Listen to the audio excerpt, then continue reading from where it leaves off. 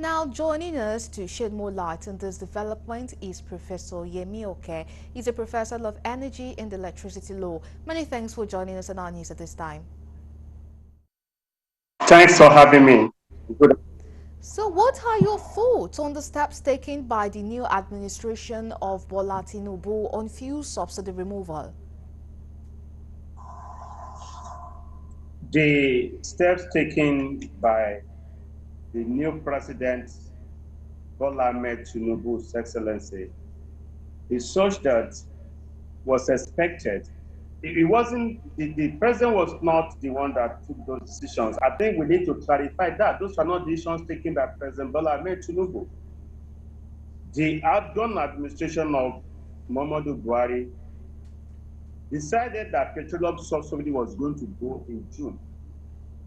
Did not even put subsidy in the budget beyond May, I think sometimes in June.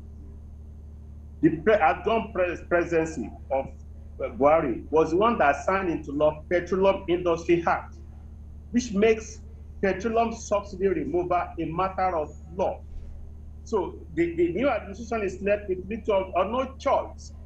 Is it that we now start to pass a law that will now reverse what had been done at the National Assembly by way of amendment of the Petroleum Industry Act to say, oh, we're not ready to go that route?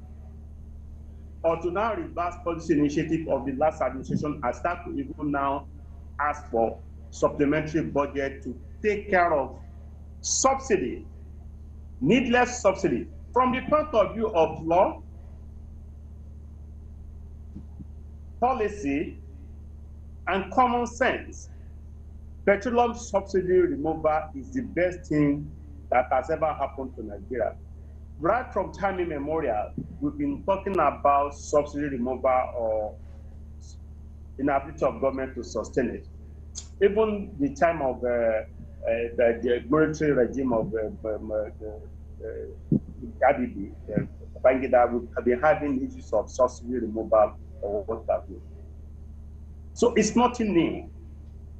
There was never a time. What baffles most of us in the energy sector is that there was never a time we got it right as a nation with the application or management of petroleum subsidy.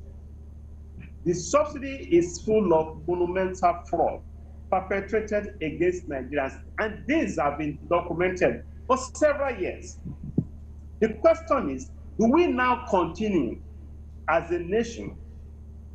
So the question is not even about President Bola Ahmed Tinubu. It's not about the new president. It's about me. It's about you. It's about all of us as to the kind of Nigeria we wish to build going forward. And you Subsidy have has to never agree, the benefited the poor. announcement has been followed with long queues at filling stations and some areas in Nigeria witnessing about 100% rise in the cost of transport. How do you propose these effects be mitigated? Let me first address the point. One, it is most barbaric, very, very unpatriotic, reprehensible, and criminal for any Nigerian, either as an operator or as a marketer,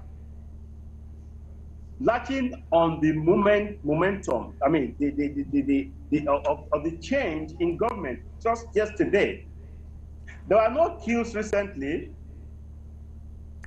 and that's not the problem of the new president. It's not the new president now that is causing hardship on Nigerians. It's Nigerians now. That's the more reason why we need to put ourselves in checks as law-abiding citizens.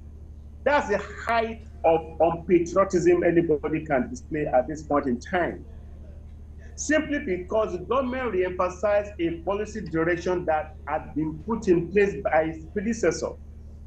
Nigerians now, not even the president, now started jacking up their petroleum prices, started hoarding, started embarking on panic buying.